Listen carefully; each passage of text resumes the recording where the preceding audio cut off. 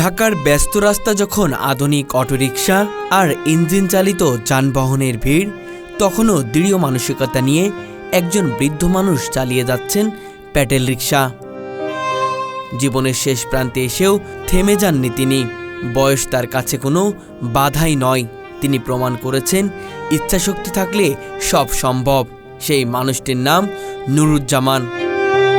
বয়স প্রায় ৭০-এর কোটায় হলেও এখনও সকাল থেকে রাত অবধি ঘাম ঝরিয়ে রিকশা চালিয়ে যাচ্ছেন। এই প্রতিবেদন তার জীবনযুদ্ধের এক নির্মম অথচ শিক্ষণীয় অধ্যায়। নুরুজ্জামান রিকশার প্যাডেল ঘোরান, কিন্তু সেটা শুধুই চাকার গতি নয়।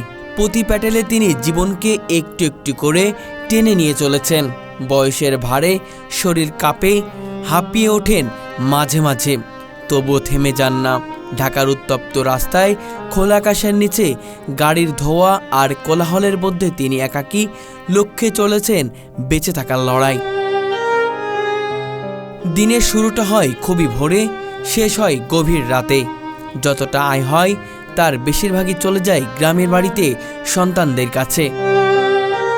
নিজে শহরের এক কোণে রিকশার গ্যারেজে রাত্রি যাপন করেন। ৩ ছেলে মেয়ে রয়েছে তারা প্রত্যেকেই নিজের সংসার নিয়ে ব্যস্ত। বর্তমান জীবনের চড়াই উতরায়ে সন্তানরাও হিমশিম খায়, তাই বৃদ্ধ বাবা হয়ে উঠেছেন তাদের নির্ভরতা।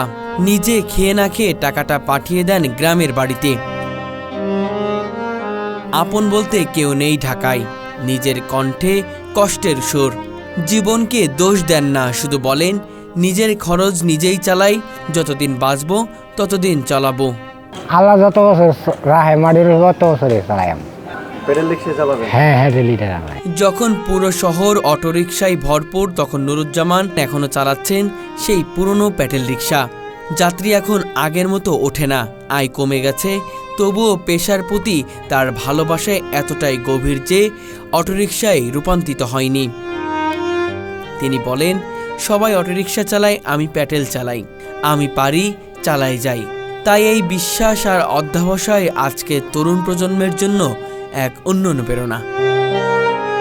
নুরুজ্জামানের জীবনে নেই কোনো আলাদা বাসা, নেই কোনো সঙ্গী। তার রাত কাটে রিকশার গ্যারেজেই। দিনে কয়েকবার স্থানীয় হোটেলে খেয়ে নেন, কখনো কখনো সেটা হয় আধপেটা, তবুও অভিযোগ নেই তার মুখে। রিকশা চালানোই যেন জীবনের শেষ লক্ষ্য হয়ে দাঁড়িয়েছে। তিনি বলেন, জীবন যতদিন আছে চালিয়ে যামু, নিজের পয়সায় চলা লাগে, কাউরে কষ্ট দিব না। নুরুজ্জামান কেবল একজন রিকশা চালক নয়, তিনি আমাদের সমাজের আইন